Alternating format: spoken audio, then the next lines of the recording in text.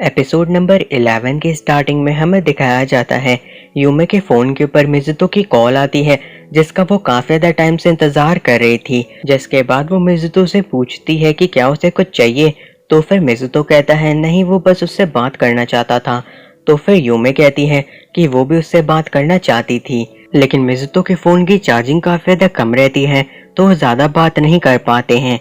यूमे उससे कहती है कि वो लोग बाद में जरूर बात करेंगे और वो लोग लाइब्रेरी के अंदर कल मिलने का प्लान करते हैं। लेकिन यूमे इस चीज से ज्यादा खुश नहीं रहती है क्योंकि उसे और बातें करनी थी।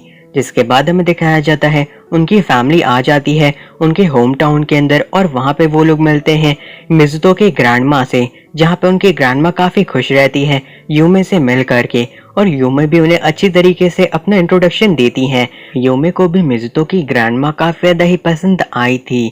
जिसके बाद हमें दिखाया जाता है वहाँ पे मिजुतो के फादर कहने लगते हैं कि यूमे और साथ ही साथ मिजुतो काफी ज्यादा ही एक दूसरे के करीब आ गए हैं। जिसके बाद यूमे की मदर भी कहने लगती है कि मिजुतो एक बहुत ही ज्यादा अच्छा लड़का है।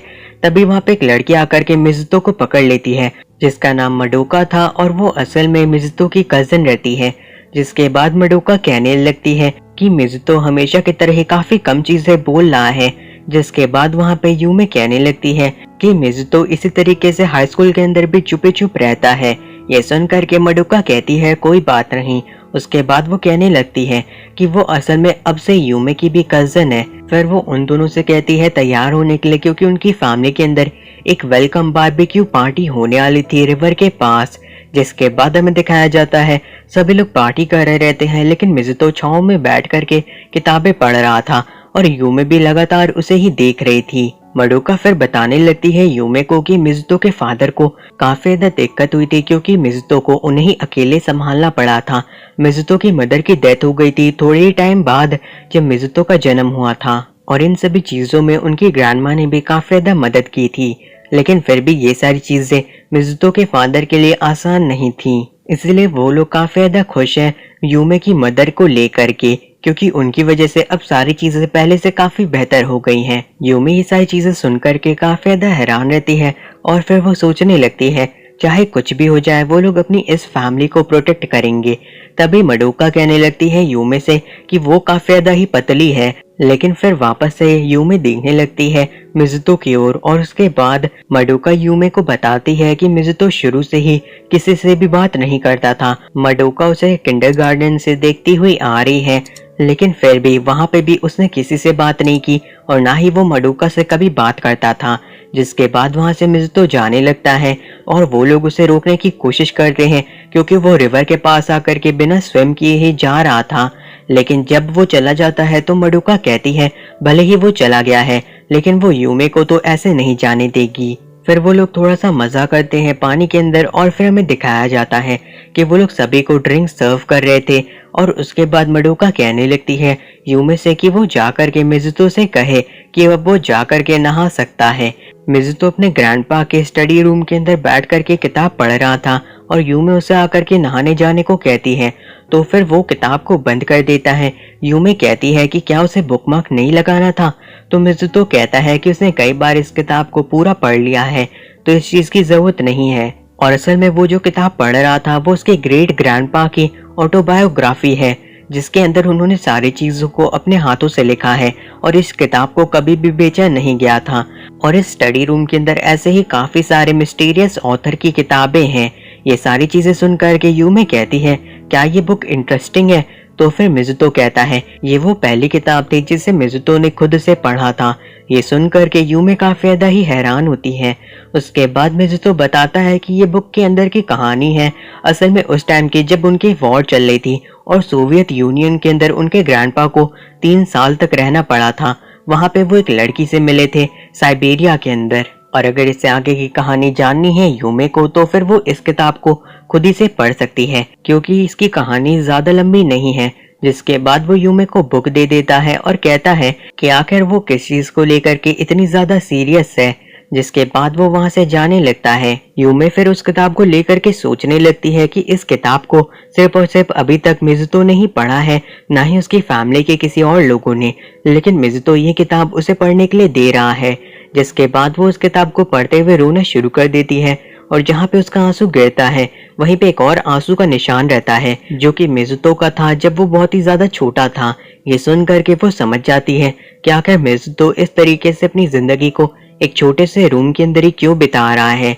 मिज़ुतो फिर वहां पे वापस आ जाता है और उसके बाद वो कहने लगती है मिज़ुतो से कि क्या उसका कोई फर्स्ट लव था। ये सुन करके मिज़ुतो कहता है हाँ, शायद एक लड़की थी जो कि बहुत ही ज्यादा ही मुस्कुराया करती है। ये सुन करके यूमी को लगता है कि वो मडोका है। उसके बाद हमें दिखाया जाता है अगले दिन मडोका दे रही रहती है यूमे को काफी सारे युकाता, जिसमें से एक यूमे को चुनना था फेस्टिवल के लिए। मडोका समर फेस्टिवल को लेकर के काफी ज्यादा एक्साइटेड रहती है, लेकिन वहां पे यूमे कुछ और ही सोच रही थी।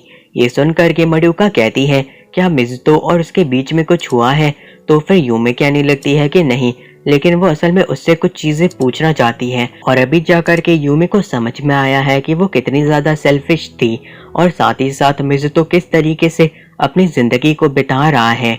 इसके अलावा मिज़ुतो के कोई भी सपने नहीं है और ना ही उसके कोई आइडियल्स हैं। वो पूरी तरीके से आइसोलेशन में रह रहा है और मिज़ुतो जिस तरीके से चीजों को सोच रहा है वो बिल्कुल भी गलत नहीं है उसके जैसे लड़के के लिए। ये सारी चीजें सुनकर के मडोका कहने लगती है यूमे से कि क्या वो मिज़ुतो को पसंद करती है, तो यूमे कहती है उसे नहीं पता है। फिर यूमे मडोका से पूछती है कि आखिर उसका क्या मतलब रहता है किसी इंसान को पसंद करने का। ये सुनकर के मडोका कहती है कि तुम उसके करीब जाने का मन करता है और उसके करीब जाते ही तुम्हारा दिल काफी तेजी से धड़कने लगता है। जिसके बाद यूमे पूछने लगती है कि अगर ये सारी चीजें हों तो आखिर उसे क्या करना चाहिए। मडोका कहती है कि अब वो काफी ज्यादा ही मुश्किल सवाल पूछ रही है, लेकिन फिर वो कहती है यूमे से कि हमेशा ही यूमे बहाने ढूंढती रहती है मिज़ुतो से दूर रहने के लिए, इसीलिए उसे कुछ भी समझ में नहीं आ रहा है। सबसे ज्यादा आसान यही रहेगा कि अब वो सोचना बंद कर दे और जा करके खुद ही अपनी फीलिंग्स को सॉर्ट आउट कर ले मिज़ुतो के साथ। और इन सभी चीजों के लिए मडोका के पास एक आइडिया है। फिर हमें दिखाया जाता है कि यूमे एक रूम के अंदर रहती है और वहां पे मडोका मिज़ुतो को भी ले आती है लाइट को ठीक करने के नाम पे, जहाँ पे वो उन्हें आधे घंटे के लिए अकेला छोड़ देती है और वहां पे कोई भी नहीं आने वाला था। मिज़ुतो को ये सारी चीजें काफी अजीब लगती हैं, लेकिन फिर यूमे सोचने लगती है कि मडोका काफी अच्छी तरीके से झूठ बोल लेती है। मिज़ुतो फिर पूछता है यूमे से कि आखिर ये सारी चीजें मडोका से उसने क्यों कराई, तो फिर यूमे कहती है वो असल में ऐसा नहीं कराना चाहती थी। जिसके बाद मिज़ुतो वहीं पे बैठ जाता है और यूमे सोचने लगती है कि वो भी अपनी प्रॉब्लम के बारे में भी ठीक से नहीं सोच पा रही है, तो आखिर वो उसका सोल्यूशन कैसे ढूंढेगी। और यूमे तो अभी अपने नए रिलेटिव से मिली है, वो तो अच्छी तरीके से इन सभी चीजों को एंजॉय भी नहीं कर पाई। जिसके अलावा उसने उस किताब को भी पढ़ा है जिसने मिज़ुतो की पूरी जिंदगी को ही बदल दिया था, और इसी की वजह से यूमे को पता चला कि आखिर वो कितनी ज्यादा सेल्फिश है। लेकिन वो अभी भी वही चीज कर रही है, वो अपने टाइम को बर्बाद कर रही है, लेकिन अब वो ऐसा नहीं करेगी। उसे अब सारी चीजों को अच्छी तरीके से खुद ही करना होगा। भले ही ये सारी की सारी फीलिंग्स उसके दिल के अंदर काफी टाइम से है, लेकिन अब उसका टाइम आ गया है आगे बढ़ने का इन सभी चीजों से। वो अब सीधा जा करके मिज़ुतो को सारी चीजें बता देगी। भले ही इन सभी चीजों से उसे थोड़ा सा दुख होगा, लेकिन फिर भी ये अच्छा होगा। और हो सकता है कि उसका दिल भी टूट जाए, क्योंकि उसका फर्स्ट रिलेशनशिप था और मिज़ुतो को ही वो सबसे पहले पसंद की थी। लेकिन जब मिज़ुतो ने उससे ब्रेकअप कर लिया तो यूमे को लगने लगा कि अब इन सभी चीजों की वजह से उसे दुखी होने की जरूरत नहीं है, और इन सभी चीजों को लेकर के उसे कहीं ना कहीं अच्छा भी लगा था, लेकिन वो फिर भी नहीं चाहती थी कभी भी ब्रेकअप करना। शायद उसे उस टाइम पे मिज़ुतो को कॉल कर लेना चाहिए था समर के टाइम पे, और उसे मिज़ुतो को आकर के क्रिसमस में गिफ्ट भी देना चाहिए था। उसे मिज़ुतो के लिए चॉकलेट भी बनानी चाहिए थी और उसे देनी चाहिए थी। और अभी उसके पास काफी ज्यादा चीजें हैं रिग्रेट करने के लिए। जिसके बाद वो रोना भी शुरू कर देती है, तो मिज़ुतो से कहता है रोना बंद करने के लिए, और वो कहता है कि अब उन्हें थोड़े टाइम के लिए पुराने वक्त में वापस चले जाना चाहिए। यूमे ये सुनते ही मिज़ुतो को गले लगा लेती है। मिज़ुतो फिर पूछता है यूमे से कि आखिर वो किस बारे में उससे बात करना चाहती थी। ये सारी चीजें सुन करके यूमे कहती है कि असल में उसे थोड़ा सा अजीब लग रहा था। वो जानना चाहती है कि आखिर मिज़ुतो का पहला प्यार क्या था। ये सुनकर के मिज़ुतो थोड़ा हैरान होता है, क्योंकि यूमे को लग रहा था कि वो मडोका है, लेकिन यूमे को वो साफ साफ बता देता है कि उसके अंदर मडोका को लेकर के कोई भी फीलिंग्स नहीं है। और जब यूमे ने उससे पूछा था उसके पहले प्यार के बारे में, तो उसे भी लगा था कि यूमे उसके बाद से काफी ज्यादा ही अजीब सा बिहेव कर रही थी। आगे मिज़ुतो कहता है यूमे से कि वो बहुत ही ज्यादा बेवकूफ है और वो सिर्फ उसे बाहर से दिखने में ही टफ है, वो एक छोटी बच्ची के जैसी है। ये सारी चीजें सुन करके यूमे मुस्कुराना शुरू कर देती है। तो फिर मिज़ुतो वहां से जाते हुए वापस से कहता है कि उसके पहले प्यार को मुस्कुराना पसंद है। ये सुन करके यूमे काफी ज्यादा ही हैरान हो जाती है।